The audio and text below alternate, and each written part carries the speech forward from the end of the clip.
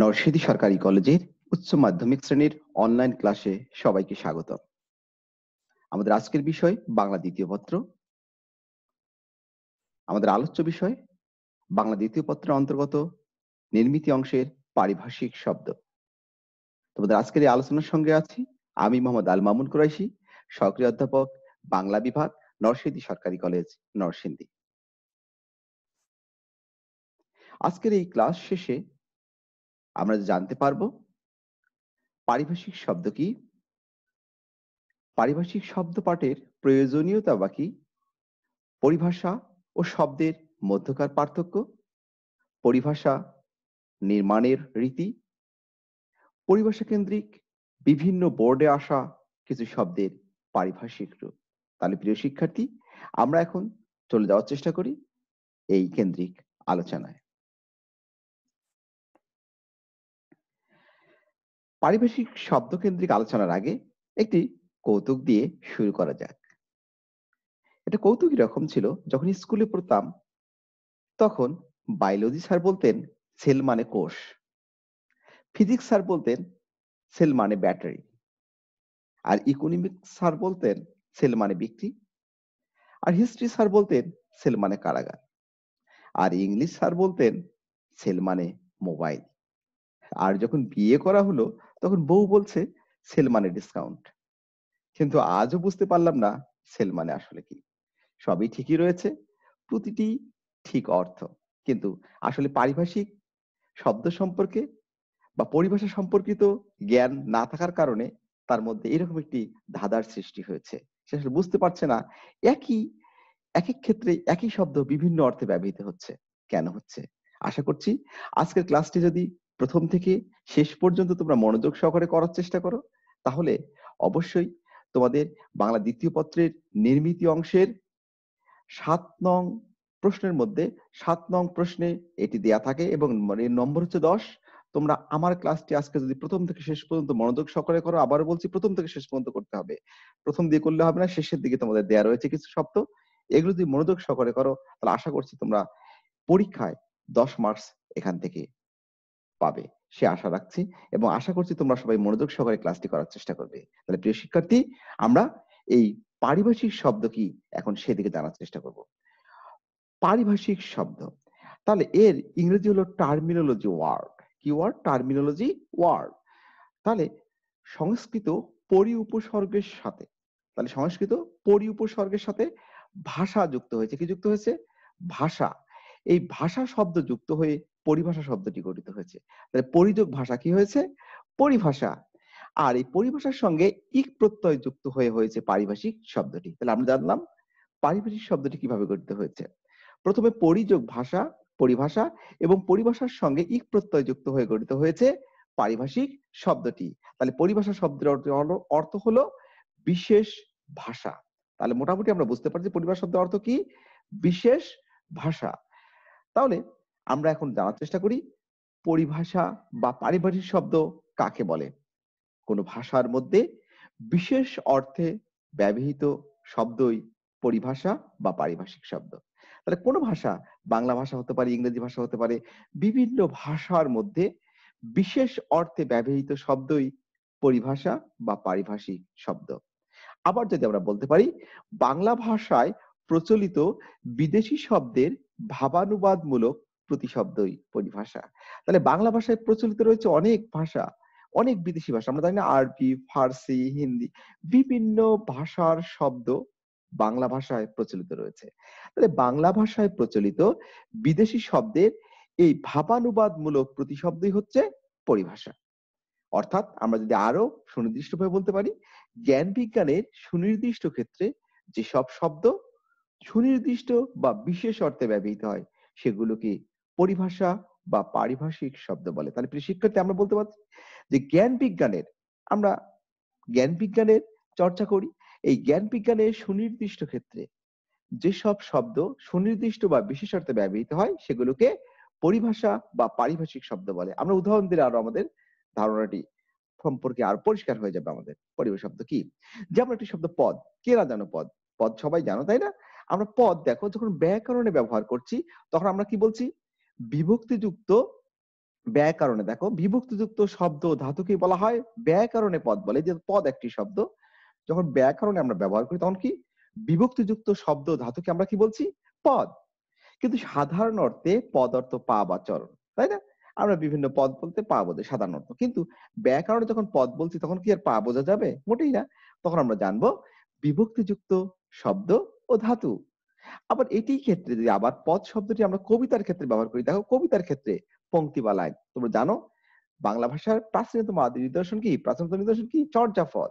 সেখানে পদ বলতে কি? কবিতার ক্ষেত্রে পদ শব্দ পংক্তি বা লাইনকে বোঝানো হয়। আচ্ছা এছাড়াও যদি যাই, কাউকে বলা হয় তিনি কোন পদে চাকরি করছেন? এই যে এছাড়া পদের ক্ষেত্রে তিনি কোন পদে, তাহলে এটা কি হবে? তিনি কোন পদে, অধিকারের ক্ষেত্রে তিনি কোন পদে চাকরি করছেন, তাই না? কোন পদে চাকরি করছেন? তখন তাকে বলবে কে পুলিশে চাকরি করছে কোন পদে? SP, SP. আমাদের যদি শিক্ষকতা হয় তাহলে কি সক্রিয় অধ্যাপক, প্রভাষক, অধ্যাপক কোন পদে? তাহলে অধিকারের ক্ষেত্রে হচ্ছে পদ। আবার খাবারের ক্ষেত্রে যদি বলা হয় তিনি কত পদে রান্না করেছেন, তাই না? অনেক পদে রান্না হলে খেতে ভালো লাগে, তাই না? বিভিন্ন অনুষ্ঠানে অনেক পদে রান্না হয়। তাহলে যখন জিজ্ঞেস করে তিনি কত পদে রান্না করছেন, তখন কি আমরা ব্যাকরণিক পদ বুঝবো, না সাধারণ পদে পা বুঝবো, না কবিতার পদ বুঝবো, না অধিকারের পদ বুঝবো? একটাও বুঝবো না। আমরা তখন কোনটা বুঝবো? তখন খাবারের ক্ষেত্রে তিনি কত পদে মানে কত প্রকার রান্না করেছেন, খাসির মাংস, তাই না? মুরগির মাংস, ইলিশ মাছ, রুই মাছ, তাই না? বিভিন্ন প্রকার কত প্রকার তিনি রান্না করেছেন। তাহলে দেখো একটি শব্দ পদ বিভিন্ন অর্থে ব্যবহৃত হচ্ছে। এই যে জ্ঞান বিজ্ঞানের সুনির্দিষ্ট ক্ষেত্রে ব্যাকরণে সাধারণত বিভিন্ন অর্থে যেসব সুনির্দিষ্ট বিষয়তে ব্যবহৃত হচ্ছে সেগুলোকে পরিভাষা বা পারিভাষিক শব্দ বলছি। Concept clear? তাহলে আশা করছি আমাদের ধারণাটি পারিভাষিক শব্দটা কি? আমরা পারিভাষিক শব্দ মানে ইংরেজি থেকে নয়, এটিও আমরা পরবর্তী আলোচনায় আসবো। তাহলে প্রিয় শিক্ষার্থী আমরা এখন পরবর্তী অংশে চলে যাচ্ছি। এখন আমরা চলে যাব পারিভাষিক শব্দ পাঠের প্রয়োজনীয়তা কি? কি দরকার? পড়তে হবে? পড়া দরকার আছে? হ্যাঁ, কেন দরকার নেই? কারণ পৃথিবীর কোনো ভাষাই এককভাবে স্বয়ংসম্পূর্ণ নয়। মানুষ যেমন একা চলতে পারে না, পৃথিবীর কোনো ভাষাই এককভাবে স্বয়ংসম্পূর্ণ নয়। তাই প্রতিটি জাতি তাদের ভাষাকে সমৃদ্ধ করার জন্য বিভিন্ন ভাষা থেকে কিছু কিছু শব্দ সংগ্রহ করে নিজেদের শব্দভান্ডার সমৃদ্ধ করে থাকে। এদিক থেকে বাংলা ভাষা ব্যতিক্রম নয়। তোমরা মনে রাখবা কোনো ভাষাই কিন্তু এককভাবে স্বয়ংসম্পূর্ণ নয়। বাংলা ভাষায় বিভিন্ন দেশের বিভিন্ন ভাষার শব্দ রয়েছে। বিভিন্ন ভাষার শব্দ রয়েছে। ঠিক তেমনি ইংরেজিতেও রয়েছে বিভিন্ন ভাষার শব্দ। শুধু ইংরেজি মনে করো না শুধু ইংরেজি ভাষা দিয়ে, শুধু ইংরেজি দিয়ে গঠিত তা না। অনেক ভাষার শব্দ রয়েছে। জ্ঞান বিজ্ঞানের এই বিভিন্ন শাখায় বিশেষ ধারণা বা বস্তুকে নির্দেশ করার জন্য বাংলা ভাষাতেও এ জাতীয় বিদেশি ভাষার অনেক শব্দ প্রবেশ করেছে। এখন বাংলা ভাষার আদি পর্বে এসব ধারণা বা বস্তুকে নির্দেশ করার মতো তেমন কোনো শব্দ ছিল না। একসময় এই শব্দগুলো ছিল না। তাই পরবর্তীতে আমরা জানি উৎপত্তি অনুসারে শব্দ কয় প্রকার? ৫ প্রকার। তৎসম, অর্ধতৎসম, তদ্ভব, দেশি বিদেশি। তাই পরবর্তীতে তৎসম, অর্ধতৎসম, তদ্ভব আর বিদেশি শব্দের পাশাপাশি বেশ কিছু নবগঠিত শব্দ এসে এই প্রয়োজন পূরণ করেছে। এদের বেশ কিছু শব্দের বাংলা প্রতিশব্দ থাকলেও যেমন কমিশনার, পুলিশ বা কম্পিউটারের মতো এমন অনেক শব্দ আছে যেগুলোর বাংলা কোনো প্রতিশব্দ নেই। তুমি যদি বলো এখন পুলিশের বাংলা প্রতিশব্দ কি পাবে? আসলে কম্পিউটারের বাংলা প্রতিশব্দ যদিও গণনাকারী যন্ত্র করেছে এটা প্রচলিত নয়। তাহলে কমিশনার, পুলিশ এর বাংলা কি করবে? এর বাংলা খুঁজতে গিয়ে আর পুলিশকে খুঁজে পাবে না তুমি। তাহলে সেগুলোর বাংলা কোনো প্রতিশব্দ নেই, কিংবা থাকলেও সেগুলো শ্রুতিমধুর, সহজবোধ্য বা ব্যবহার উপযোগী নয়।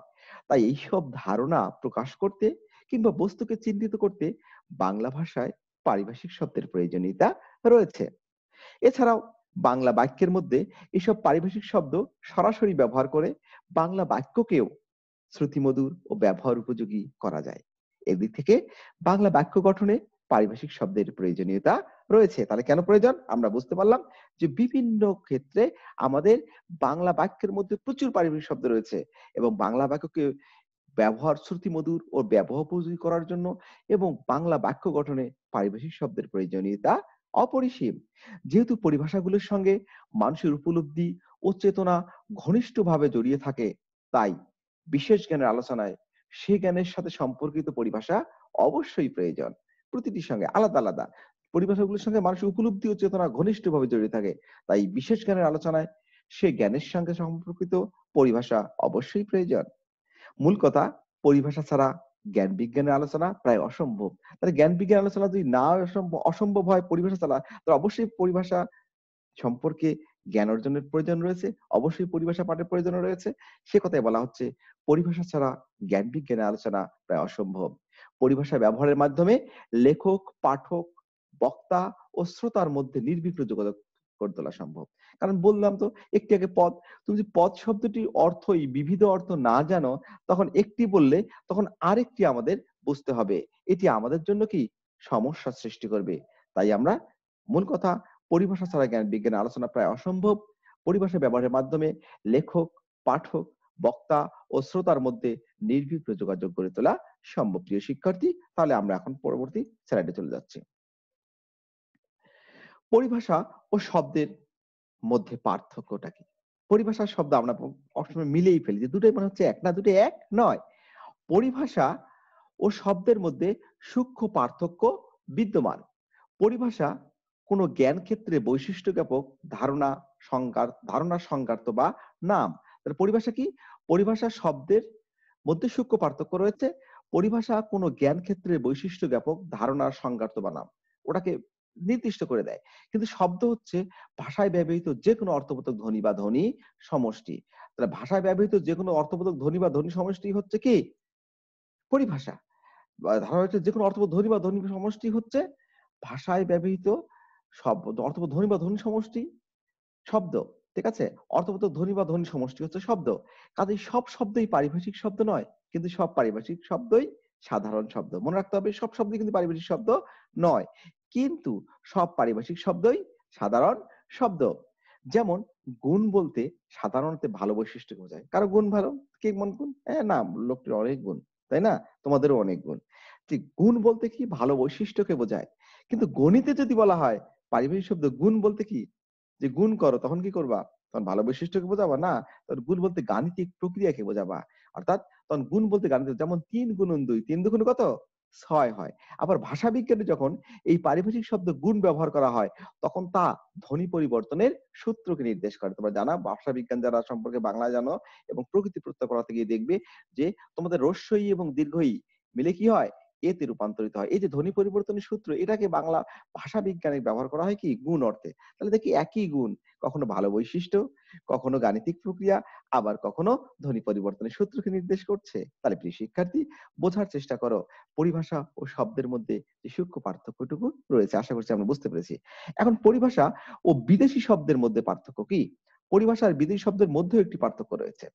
পরিভাষা ও বিদেশি শব্দের মধ্যে পারিভাষিক শব্দ হলো বিদেশি বা দেশীয় ভাষার মূল শব্দ। পারিভাষিক শব্দটা হচ্ছে বিদেশি বা দেশীয় ভাষার মূল শব্দ বা তার অনুবাদ বা মূল শব্দের কিছুটা বিকৃত রূপ। আর বিদেশি শব্দ হলো বিদেশি ভাষার মূল শব্দ। আমরা অনেকেই ভুল করে বলি কি বিদেশি শব্দ আর পরিভাষা মানে একই। না, বিদেশি শব্দ মানেই পরিভাষা নয়। পারিভাষিক শব্দ হলো বিদেশি বা দেশীয় ভাষার হতে পারে মূল শব্দ বা তার অনুবাদ বা মূল শব্দের কিছুটা বিকৃত রূপ। আর বিদেশি শব্দ হলো বিদেশি ভাষার মূল শব্দ। উদাহরণ দিলে আরো ক্লিয়ার হয়ে যাবে দেখো। যেমন ফাইল। এই শব্দটি সরাসরি বিদেশি ভাষার মূল শব্দ। ইংরেজি শব্দ ফাইল। কিন্তু যখন ফাইলের পারিভাষিক রূপ নথি নিচ্ছি, ফাইলের পারিভাষিক শব্দ কি? নথি। এই যে নথি, অনেকে আমরা জানি না। তোমরা মনে রাখবা, পরীক্ষায় আসে অনেক সময়। ফাইলের পারিভাষিক রূপ কি? নথি। তখন সেটি আর বিদেশি শব্দ থাকছে না। এই যে নথি তখন হয়ে যাচ্ছে কি? পারিভাষিক শব্দ। বোঝা গেল? ফাইল কিন্তু বিদেশি শব্দ, ইংরেজি শব্দ। কিন্তু নথিটা কি? ইংরেজি শব্দ? না, নথিটা হচ্ছে পারিভাষিক শব্দ। তাহলে আমরা পরিভাষা ও বিদেশি শব্দের মধ্যকার পার্থক্যটুকু আশা করছি আমরা বুঝতে পারছি। তাহলে প্রিয় শিক্ষার্থী, আমরা পরবর্তী অংশে চলে যাই। আবার কিছু বিদেশি শব্দের বাংলা ভাষায় নিত্য ব্যবহারের ফলে স্থায়ী আসন লাভ করেছে। সেগুলো কিন্তু পরিভাষা করার দরকার নেই। সবগুলো পরিভাষা করার প্রয়োজন কি আছে? না, সবগুলো পরিভাষা করার প্রয়োজন নেই। যেমন চেয়ার, টেবিল, আনারস, ব্রাশ, পেস্ট, রিক্সা, এমন অজস্র শব্দ আছে যেগুলো পরিভাষা করতে পারবো না। পারবো? ইচ্ছে করলেই এখন চেয়ারের আমরা চৌপায়া করেছি, টেবিল আমরা করেছি। এগুলো আসলে হবে না। আনারস, ব্রাশ, পেস্ট, রিক্সা, এগুলো যতই তুমি চেষ্টা করো না কেন, এগুলো এমনভাবে আমাদের মধ্যে আত্মস্থ হয়ে গেছে, এগুলো পরিভাষা করার আর সুযোগ নেই। ফলে পরিভাষা করা যাবে না। বিষয়টা বুঝতে হবে। এবং এখন আমরা চলে যাব পরিভাষা নির্মাণের নীতি। কিভাবে পরিভাষা নির্মাণ করা হয়। ঠিক আছে? যেহেতু তোমাদের এই আলোচনা নির্মাণ তোমাদের মনে রাখতে হবে ১০ নম্বর, এবং তোমাদের এ সম্পর্কিত বিস্তারিত ধারণা এখান থেকে নিতে হবে, এবং পরীক্ষায় আসার উপযোগী যা তা তো বলেছি শেষে আমি বলে দেব। সেখান থেকে পড়লে আশা করছি তোমাদের পরীক্ষায় কমন পেয়ে যাবা। তাহলে আমরা এখন পরিভাষা নির্মাণের রীতি। সবকিছু একটা রীতি থাকে, তাই না? নিয়ম থাকে। নিয়ম ছাড়া তো সবকিছু হয় না। এই যে পরিভাষা নির্মাণের রীতি আছে, আন্তর্জাতিক বাংলা ভাষা ও সাহিত্য পরিষদের ভাষ্য অনুযায়ী ৫টি রীতি অনুসরণ করে পরিভাষা নির্মাণ করা যাবে। তা পরিভাষাকে মন চাইলো আর পরিভাষা নির্মাণ করলাম নাকি? না, পরিভাষা নির্মাণ করার কিছু রীতি রয়েছে, সেগুলো মেনেই পরিভাষা নির্মাণ করতে হবে। এই ৫ টার মধ্যে ১ নম্বর হলো দর্পায়ন। দর্পায়ন কি বলতো? দর্পণ মানে আয়না। আয়নায় কি দেখো? আয়নাতে ওই মুখ দেখবে যখন, তাই না? কপলের কালো তিল পড়বে চোখে, নাকি? তাহলে দর্পায়ন মানে হচ্ছে আয়না। আয়নায় আমরা কি দেখি? নিজেকে দেখি, তাই না? আয়নাকে আমরা যেকোনো কিছু ছবি দেখতে পাই। তো ঠিক তেমনি যখন আমরা এখানে বলা হচ্ছে পরিভাষা নির্মাণের ক্ষেত্রে দর্পায়ন অর্থাৎ যা দেখা যাবে ঠিক তাই যখন করা হবে। যা আছে ঠিক তাই। বিদেশি শব্দ যা আছে তাই। ইংরেজি বা বিদেশি ভাষার উচ্চারণ অপরিবর্তিত রেখে অর্থাৎ যা আসবে তাই। যেমন চেয়ার, চেয়ারে রাখতে, বেঞ্চ, বেঞ্চে রেখেছি। তাহলে সেটা হচ্ছে দর্পায়ন। যা দেখা যাবে তাই। আয়নায় যখন দেখো তুমি যখন তাকাও, তোমার যখন কপালে যদি কালো তিল থাকে, ঠিক আছে? সেটি কি তখন সবুজ তিল হয়ে যাবে? না, কখনোই হবে না। যা আছে তাই দেখাবে। ঠিক তেমনি এখানে বলা হচ্ছে ইংরেজি বা বিদেশি ভাষার উচ্চারণ অপরিবর্তিত রেখে। যা আছে চেয়ার, চেয়ার, বেঞ্চ, বেঞ্চ। কিন্তু রূপায়ণ, তাই না? রূপায়ণটা কি? সেই রূপায়ণ মডেলটা? না, এখানে রূপায়ণ বলতে একটু চেঞ্জ করা হচ্ছে। রূপ যোগ আয়ন। কি ইংরেজি বা বিদেশি ভাষার উচ্চারণ কিছুটা পরিবর্তন করে। অর্থাৎ যা আছে একটু চেঞ্জ। কি করে? যেমন হসপিটাল। আমরা কি বাংলায় করি না হাসপাতাল। তাহলে হসপিটালটা কি ইংরেজি শব্দ? এটা বিদেশি শব্দ, এটাকে আমরা চেঞ্জ করলাম হাসপাতাল। এই যে ডক্টর সাহেব দেখা যাচ্ছে চমৎকার ডক্টর, তাই না? এই ডক্টর কি? ডক্টর কিন্তু আমরা বলি কি? ডাক্তার। তাই না? বাংলায় যখন বলি তখন কি বলে? পরিবেশে ডাক্তার। আমরা ডাক্তার বাংলায় বলে ডাক্তারি বলতে হবে, ইংরেজিতে বললে ডক্টর বলতে হবে। তাহলে এই যে একটু চেঞ্জ, এটাকে বলেছে রূপায়ণ। আবার বোতল, আসলে বোতল কিন্তু ইংরেজিতে বোতল কিন্তু আমরা বাংলায় বলি কি? বোতল। মনে থাকবে? তাহলে এই যে একটু চেঞ্জ, এটা হচ্ছে রূপায়ণ। ঠিক আছে? একটু রূপের আয়ন হলো। তাহলে আমরা চলে যাই আমাদের পরবর্তী অংশে। নির্মাণ। অনেক সময় বাংলা ব্যাকরণ ও শব্দ গঠনের রীতি অনুসারে সম্পূর্ণ নতুন শব্দ নির্মাণ, নতুন করে একটা শব্দ নির্মাণ করা হয় পরিভাষার ক্ষেত্রে, নতুন শব্দ নির্মাণ করা হয়। সেটাকে বলছে নির্মাণ করা। নির্মাণ মানে কি জানো তো? নির্মাণ সৃষ্টি বা নির্মাণ, নতুন করে একটা বিল্ডিং তৈরি করা হয়, যেমন নির্মাণ করা হয় ইট, পাথর, বালু, সিমেন্ট দিয়ে। ঠিক তেমনি এর নতুন, একদম নতুন একটি শব্দ, যেমন ফাইল। ফাইল শব্দটি ইংরেজি ফাইল থেকে কি হচ্ছে? নতি শব্দটি আমরা তৈরি করেছি। তাহলে একটা পুরো নতুন শব্দ তৈরি হয়েছে। এরপর হচ্ছে নবায়ন। নবায়নটা কি? অব্যবহৃত শব্দের সম্পূর্ণ বাংলা। আমরা অনেক শব্দ আছে যেগুলো আমরা ব্যবহারই করি না। সেগুলো পুরোপুরি কিছুটা পরিবর্তন করে পারিভাষিক শব্দ গঠন করা হয়। সেটা হচ্ছে নতুন রূপে তৈরি করা হয়। সেগুলো শব্দ রয়েছে। এরপরে কৃতঋণ। কৃতঋণ, ঋণ মানে কি? ধার করা। কৃত মানে কি? নেয়া। তাহলে অন্য কাছে ধার নেই। আমাদের টাকা পয়সা না থাকলে অন্য কাছে ধার নেই না? বিভিন্ন সময় আমরা শব্দও কিন্তু আমরা ধার করি। কিভাবে ধার করি দেখো? যেমন অন্য ভাষা থেকে শব্দ ধার করে তাকে কৃতঋণ। যেমন গ্রিন, আমরা সবাই জানি গ্রিন মানে কি? গ্রিন সবুজ। গ্রিন শব্দটি মনে হয় ইংরেজি। হ্যাঁ, ইংরেজি ঠিক আছে। কিন্তু গ্রিন যে ইংরেজি শব্দ আমরা সেটা জানলাম। কিন্তু গ্রিনের বাংলা যেটা করলাম কি? সবুজ। সবুজ কি বাংলা শব্দ? আমরা বলছি বাংলা, আসলে বাংলা নয়। এটা হচ্ছে ফার্সি শব্দ। আমরা জানি না অনেকেই। তাহলে গ্রিনের যেটা পারিভাষিক শব্দ করলাম সবুজ, সেটাও ফার্সি শব্দ। তাহলে কি বাংলা কোথায় গেল? তাহলে এটা ধার করা। এক বিদেশি শব্দ আবার ধার করলাম, পারিবারিক শব্দ করলাম, সেটাও ধার করে করলাম। এই যে ধার করে কাজ করলাম, নিজের পকেটে নাই, এখন কি করা? নিজ ভাষার শব্দ পাইনি, তাই অন্য ভাষার শব্দ দিয়ে চালিয়ে যাচ্ছি। এটাই হচ্ছে কৃতঋণ। মনে থাকবে? অন্য ভাষা থেকে শব্দ ধার করে, যেমন গ্রিন, সবুজ। গ্রিন এর বাংলা শব্দ নেই। গ্রিন এর পারিভাষিক শব্দরূপে ফার্সি সবুজকে গ্রহণ করা হয়েছে। ঠিক আছে? তাহলে আমরা বুঝতে পারছি পরিভাষা নির্মাণের বিভিন্ন রীতি আমরা বোঝার চেষ্টা করলাম। এখন আমরা আসার চেষ্টা করব পরিভাষা নির্মাণের ক্ষেত্রে কিছু বিষয় মনে রাখতে হবে। একই অর্থ নির্দেশের জন্য বিভিন্ন শব্দ এবং বিভিন্ন অর্থ নির্দেশের জন্য একই শব্দ। অর্থাৎ পরিভাষা নির্মাণের ক্ষেত্রে কিছু বিষয় মনে রাখতে হবে। একই অর্থ নির্দেশের জন্য বিভিন্ন শব্দ এবং বিভিন্ন অর্থ নির্দেশের জন্য একই শব্দ বৈজ্ঞানিক তথ্যাদির সুষ্ঠু প্রকাশ ব্যবহৃত করে। তাই যথাসম্ভব একটি প্রতিশব্দ নির্বাচন করতে হবে। অর্থাৎ পরিভাষার কোনো সমার্থক শব্দ থাকবে না। যেমন ফাইলের পরিভাষা নথি। এই নথির কোনো সমার্থক থাকা চলবে না। তাহলে একই অর্থ নির্দেশের জন্য বিভিন্ন শব্দ এবং বিভিন্ন অর্থ নির্দেশের জন্য বিভিন্ন অর্থ নির্দেশের জন্য একই শব্দ বৈজ্ঞানিক তথ্যাদির সুষ্ঠু প্রকাশ ব্যাহত করে। তাই যথাসম্ভব একটি প্রতিশব্দ নির্বাচন করতে হবে। অর্থাৎ পরিভাষার কোনো সমার্থক শব্দ থাকবে না। যেমন ফাইলের পরিভাষা নথি, এই নথির কোনো সমার্থক শব্দ থাকা চলবে না। এখন আমরা চলে যাব হচ্ছে আমাদের পরবর্তী আলোচনায়। এখন আমরা তাহলে দেখো, এটা তোমরা দেখো, বাংলা ভাষায় বাংলায় কোনো প্রতিশব্দ না থাকলে আগতি প্রতিশব্দটি ব্যবহার করা যাবে। যেমন পুলিশ চোরকে ধরতে এসেছে। পুলিশের কোনো পারিবারিক শব্দ নেই। তাই পারিভাষিক শব্দ হচ্ছে পুলিশ।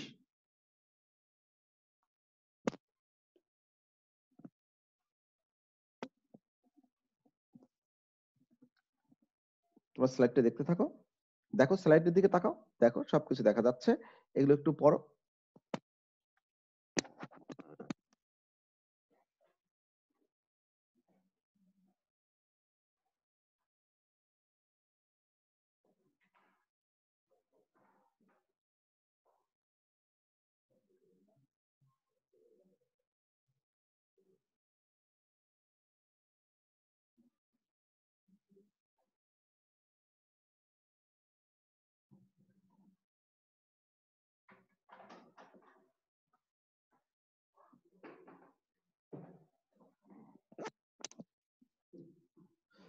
তাহলে প্রিয় শিক্ষার্থী, স্লাইডটা দেখেছো? যেখানে বলা হচ্ছে বাংলায় কোনো প্রতিশব্দ না থাকলে আগত প্রতিশব্দটি প্রয়োগ করা যাবে।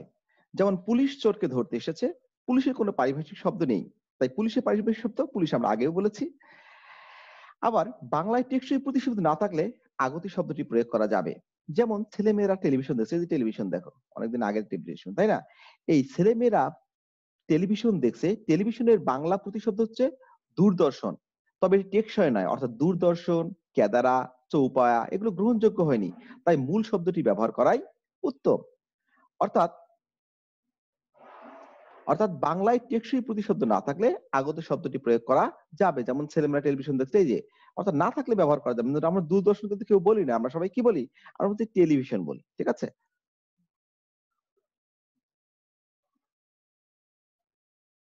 তাহলে এখন আমরা তাকাই হচ্ছে আমাদের পারিবারিক শব্দের ক্ষেত্রে আমরা কিছু ভুল ধারণা করে থাকি। কি ধরনের ভুল ধারণা দেখো?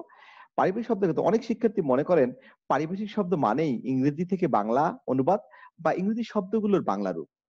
প্রকৃতপক্ষে পারিবারিক শব্দ হলো বিদেশি বা দেশীয় ভাষার মূল শব্দ বা তার অনুবাদ বা মূল শব্দের কিছুটা বিকৃত রূপ। আর ইংরেজি হলো বিদেশি শব্দের মধ্যে বিদেশি ভাষার মধ্যে একটি ভাষা। বোঝার চেষ্টা করো। তাহলে কি করি? অনেক শিক্ষার্থী ভুল করে মনে করেন পারিভাষিক শব্দ মানেই ইংরেজি থেকে বাংলা অনুবাদ বা ইংরেজি শব্দগুলোর বাংলা রূপ। প্রকৃতপক্ষে পারিভাষিক শব্দ হলো বিদেশি বা দেশীয় ভাষার মূল শব্দ বা তার অনুবাদ বা মূল শব্দের কিছুটা বিকৃত রূপ। আর ইংরেজি হলো বিভিন্ন বিদেশি ভাষার মধ্যে একটি। অনেক বিদেশি ভাষা, তার মধ্যে একটি হলো ইংরেজি ভাষা। তাই বলে আমরা পারিভাষিক শব্দ মানে ইংরেজি ক্ষেত্রে বাংলা নয়। এটা মনে করা একটা ভুল। কাজে পারিভাষিক শব্দ মানেই ইংরেজি থেকে বাংলা অনুবাদ বা ইংরেজি শব্দগুলোর বাংলা রূপ নয়। যদিও এরকমটি মনে করার পেছনে উচ্চ মাধ্যমিক শ্রেণীর বাংলা দ্বিতীয় পত্রে পারিভাষিক শব্দকে যেভাবে পাঠ্যসূচিভুক্ত করা হয়েছে তা অনেকটা প্রভাবিত করেছে। তবে এর পেছনে একটি ইতিহাস রয়েছে। প্রথম যখন পারিভাষিক শব্দ পাঠ্যসূচিভুক্ত করা হয় তখন প্রশ্ন করতে দেখা যায় এক এক ক্ষেত্রে এক রকম প্রশ্ন হচ্ছে। কোথাও বলা হচ্ছে বাক্যে এই পারিভাষিক শব্দটি প্রয়োগ করো। উত্তর দিতে গিয়ে কখনো বলা হচ্ছে বাক্য লিখে সেখানে ইংরেজি শব্দ ঢুকিয়ে দেওয়া হচ্ছে। আবার কখনো ইংরেজি শব্দটি বাংলা রূপ ঢুকিয়ে দেওয়া হচ্ছে। এ ধরনের একটি পরিস্থিতিতে এক পর্যায়ে গিয়ে প্রশ্নের ধরন একটি অভিন্ন রূপ ধারণ করলো। সেটি অনেকটাই ইংরেজি শব্দ দেয়া থাকবে, তার বাংলা রূপ লিখতে হবে। অবশ্য সেই ইংরেজি শব্দগুলো পারিভাষিক শব্দ। তাহলে প্রিয় শিক্ষার্থী, আমরা দেখতে পেলাম যে পারিভাষিক শব্দ মানেই কিন্তু ইংরেজি থেকে বাংলা নয়। যদিও তোমাদের যে পাঠ্যসূচিভুক্ত রয়েছে, আমরা যদি প্র্যাকটিস শুরু করব দেখবে সেখানে ইংরেজি দেওয়া রয়েছে, বাংলা। এটা তোমাদের মানে সুবিধার জন্য করা হয়েছে। কিন্তু পারিভাষিক শব্দ মানেই কিন্তু ইংরেজি মানে বাংলা নয়। অন্তত এই ভুলটা আমাদের চলে যাবে। তাহলে বাংলা দ্বিতীয় পত্রে আমি আগেই বলেছি তোমাদের নির্মিতি অংশের দ্বিতীয় পত্রের প্রশ্নের ৭ নং এ নির্মিতি অংশে তোমাদের সেখানে ১০ মার্কস রয়েছে। যেকোনো ১০ টি পারিবারিক শব্দের রূপ লিখতে বলা হয় এবং ১০ টি অর্থ শব্দার্থের মতো, এক কথায় বলতে ভোকাবুলারি শব্দার্থ মুখস্থ করে যাওয়া বিগত এরকম আরকি তোমাদের কাছে মনে হতে পারে। কিন্তু পারিবারিক শব্দের ক্ষেত্রে অর্থাৎ যেটি অর্থ ঠিক সেটিই লিখতে হবে। ফাইল মানে নথি, নথিই লিখতে হবে। নথির কোনো সমার্থক শব্দ লিখলে সেটি ভুল হবে। তাহলে আমরা তোমাদের পরীক্ষা কিভাবে আসে সেটি একটু দেখাবো এবং এগুলো যদি পড়ো, আমি এজন্য বলেছিলাম প্রথম থেকে শেষ পর্যন্ত আমার ক্লাসটি যদি মনোযোগ সহকারে করো, আশা করছি তোমাদের তাহলে উপকার হবে। তাহলে প্রিয় শিক্ষার্থী, আমরা এখন এগুলো দেখার চেষ্টা করব। তাহলে বিগত পরীক্ষা আসা এবং তোমাদের পরীক্ষা আসার উপযোগী কিছু পারিভাষিক শব্দ, এগুলো একটু দেখবা। একটু দেখো, এগুলো তোমাদের একটু দেখো, তোমরা একটু দেখো, এরপরে আমি দেখার চেষ্টা করছি। দেখো কি লেখা আছে।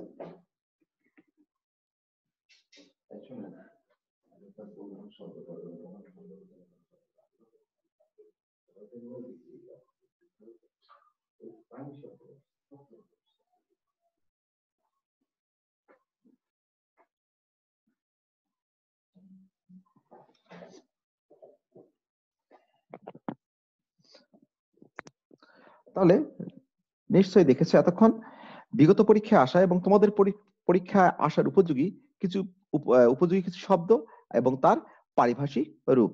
পরীক্ষায় আসবে, তোমরা লিখবা প্রদত্ত শব্দ এবং পারিভাষিক শব্দ। এই লোকে 7 নং প্রশ্নের কয়ের উত্তর লিখে লিখবা প্রদত্ত শব্দ এবং পারিভাষিক শব্দ। তাহলে প্রদত্ত শব্দের মধ্যে কি কি আছে? ক্যাম্পাস, এভাবে দেওয়া থাকবে এগুলো। ক্যাম্পাস, এই দেখো আমি ছবি দিয়েছি কিসের? কার্জন হলে, ঢাকা বিশ্ব, welcome to Dhaka university campus, তাই না? ভবিষ্যতে ইচ্ছা আছে তো, যারা ইচ্ছে আছে তারা এখন থেকে প্রস্তুতি নেবে ভালো করে, অবশ্যই ঢাকা বিশ্ববিদ্যালয়ে চান্স পাবে। ঠিক আছে? এছাড়া তারা বুয়েট, মেডিকেল ভালো জায়গায় চান্স পেতে চাও, তারা এখন থেকে প্রস্তুতি নিয়ে এসে হবে। ক্যাম্পাস এডমিশন টেস্টেও কিন্তু আসে, তোমাদের ভর্তি পরীক্ষা এগুলো আসে। ক্যাম্পাস মানে কি? অঙ্গন। তুমি আর যাই লেখো সেটি হবে না। চ্যান্সেলর আচার্য, ভাইস চ্যান্সেলর উপাচার্য, রেজিস্ট্রার নিবন্ধক। রেজিস্ট্রেশন মানে নিবন্ধন। তাহলে অটোনোমাস মানে স্বায়ত্তশাসিত। এই বানান ভুল করা যাবে না, বানান ভুল করলে কিন্তু অনেকে মার্কস কেটে যাবে। কন্ট্রোলার নিয়ন্ত্রক, ফাইন আর্টস চারুকলা, ক্যাটালগ গ্রন্থ তালিকা, অ্যানেক্সেশন সংযোজিত, ভাইবা ভৌসি মৌখিক পরীক্ষা, ফ্যাকাল্টি অনুষদ। এই যে আমি ছবি দিয়েছি এই কেন্দ্রিক সবগুলো দেখো। ভাইস চ্যান্সেলর মানে কি? উপাচার্য। আর চ্যান্সেলর আচার্য। তাহলে বাংলাদেশের চ্যান্সেলর কে জানো? চ্যান্সেলর কে? চ্যান্সেলর হচ্ছে রাষ্ট্রপতি। ঠিক আছে? আর হচ্ছে ভাইস চ্যান্সেলর হচ্ছে উপাচার্য। তাহলে এগুলো একটু মনে রাখার চেষ্টা করবে। এই জাতীয় আরো কিছু শব্দ আমি তালিকা দিয়েছি, এই তালিকাগুলো রাখলে আশা করছি অনেকটাই কমন পেয়ে যাবে। ঠিক আছে? এরপরে হলো আমরা যাব হচ্ছে, দেখো এই যে আপনার পত্রিকা একটা ছবি দিয়েছি, দেখো প্রথম আলো, তাই না? প্রথম আলো পত্রিকা ছবি দিয়েছি। এখন এখানে সব আছে কি? পত্রিকা কেন্দ্রিক দিয়েছি। হেডলাইন মানে শিরোনাম, এডিটর মানে সম্পাদক, এডিটোরিয়াল মানে সম্পাদকীয়, এডিশন মানে সংস্করণ, প্যারা মানে অনুচ্ছেদ, ইন্টারপ্রিটার মানে দোভাষী, প্রিন্সিপাল মানে নীতি, আই উইটনেস মানে প্রত্যক্ষদর্শী, তাই না? করসপন্ডেন্ট মানে সংবাদদাতা, যিনি সংবাদ প্রেরণ করেন, সংবাদদাতা। বুলেটিন জ্ঞাপন পত্র, ম্যানিফেস্টো মানে হচ্ছে ইশতেহার, ফোরকাস্ট মানে পূর্বাভাস, এলিগেশন অভিযোগ, পাবলিসিটি প্রচারণা, স্পন্সর পোষক বা প্রতিপালক।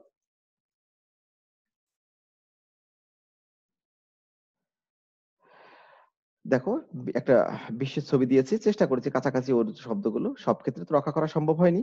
গ্লোবাল মানে বৈশ্বিক, গ্লোবালাইজেশন বিশ্বায়ন, ইমিগ্রেন্ট অভিবাসী, ডায়ালেক্ট উপভাষা, রিপাবলিক প্রজাতন্ত্র, রেসিজম জাত্যাভিমান, লেটিটিউড অক্ষাংশ, হোস্টেস জিম্মি, গ্র্যান্ট অনুদান, ফিউডাল সামন্ত, ডিপ্লোম্যাটিক কূটনৈতিক, ল্যান্ডস্কেপ ভূদৃশ্য, নন অ্যালাইন্ড জোট নিরপেক্ষ, নেবুলা নীহারিকা, কোল্ড ওয়ার স্নায়ুযুদ্ধ, এম্বার্গো নিষেধাজ্ঞা, গ্যালাক্সি ছায়াপথ।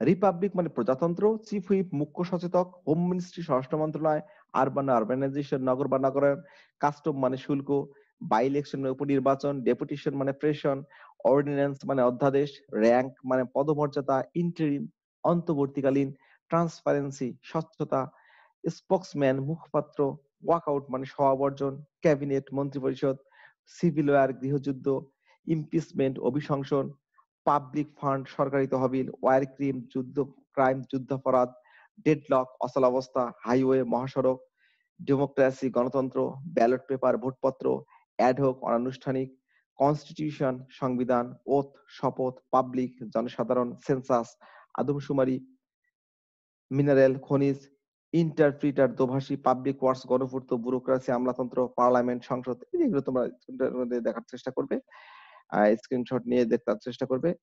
এবং আমি কিছু দেওয়ার চেষ্টা করি, সব তো দেওয়া সম্ভব না, মোটামুটি কাছাকাছি দেওয়ার চেষ্টা করি। এলিগেশন অভিযোগ, বেইল জামিন, জাস্টিস ন্যায় বিচার, হিয়ারিং মানে শুনানি, এই যে কোর্টে হয় হিয়ারিং, ট্রাইব্যুনাল ন্যায়পীঠ, ডিড অফ গিফট দানপত্র, এফিডেভিট হলফনামা, প্যারোল মানে বন্দি শর্তাধীন মুক্তি, গ্যাজেটেড ঘোষিত, রেশিও অনুপাত, এন্টি কারাপশন দুর্নীতি দমন, রিকমেন্ড সুপারিশ, কাউন্সিল মানে পরামর্শ, বয়কট মানে বর্জন, কিন্ডারগার্টেন মানে শিশুশালা, ডাইনামিক মানে গতিশীল, অ্যাটেস্টেশন সত্যায়ন, এথিক্স মানে নীতিবিদ্যা, নোটিশ বোর্ড বিজ্ঞপ্তি ফলক, পাইওনিয়ার প্রতিক্রিয়া, কোড মানে সংকেত, ধোট মানে মন্তব্য, সেকুলার মানে ধর্মনিরপেক্ষ, রিফিউজি মানে শরণার্থী, আপটুডেট মানে হালনাগাদ, ভায়োলেশন মানে লঙ্ঘন, লিজেন্ড মানে কিংবদন্তি, ইভ্যালুয়েশন মানে মূল্যায়ন, রেশনাল মানে যুক্তিবাদী, ট্রায়াল মানে হচ্ছে বিচার।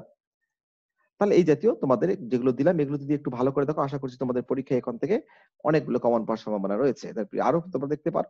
প্রিয় শিক্ষার্থী, যতটুকু আমরা দেখলাম আশা করছি এগুলো থেকে বললে হবে। আমি তোমাদের কিছু বাড়ির কাজ দেওয়ার চেষ্টা করছি, যেগুলো আজকের ক্লাসটা যদি মনোযোগ দিয়ে করার চেষ্টা করে থাকো। কিছু বাড়ির কাজ হলো তোমাদের এগুলো করলে পরীক্ষা কেমন, পারিবারিক শব্দ বলতে কি বুঝো, পারিবারিক শব্দ পাঠের প্রয়োজনীয়তা সংক্ষেপে আলোচনা করো। এছাড়া 2015 থেকে 2019 পর্যন্ত সকল বোর্ডে আসা সকল বোর্ডে আসা শব্দের পারিভাষিক রূপ তোমরা লিখবা। তাহলে প্রিয় শিক্ষার্থী, আশা করছি আজকের ক্লাসটি যতটুকুই হলো যদি মনোযোগ সহকারে করার চেষ্টা করো, তাহলে এটা তোমাদের অনেকটাই কাজে দিবে। এবং তোমাদের যেহেতু 10 নম্বরের মধ্যে রয়েছে, খুব সহজে 10 নম্বর পাওয়ার উপায় হলো যে শব্দগুলো দিলাম, এই শব্দগুলো পাশাপাশি আরো কিছু শব্দ ইচ্ছে করলে দেখতে পারো। এই শব্দগুলো পড়লে আশা করছি পরীক্ষায় তোমরা অনেকটাই কমন পাবে। তাহলে প্রিয় শিক্ষার্থী, তোমাদের আমরা জানি আমরা এই অনলাইন ক্লাসের মূল কারণই হলো আমরা একটা দুর্যোগ বা করোনার সময় পার করছি। আমরা করোনা বিধি মেনে চলি, সুস্থ সুন্দর জীবন গড়ি। সবার প্রতিটি মুহূর্ত ভালো কাটুক। ধন্যবাদ সবাইকে। সবার জন্য নিরন্তর শুভকামনা।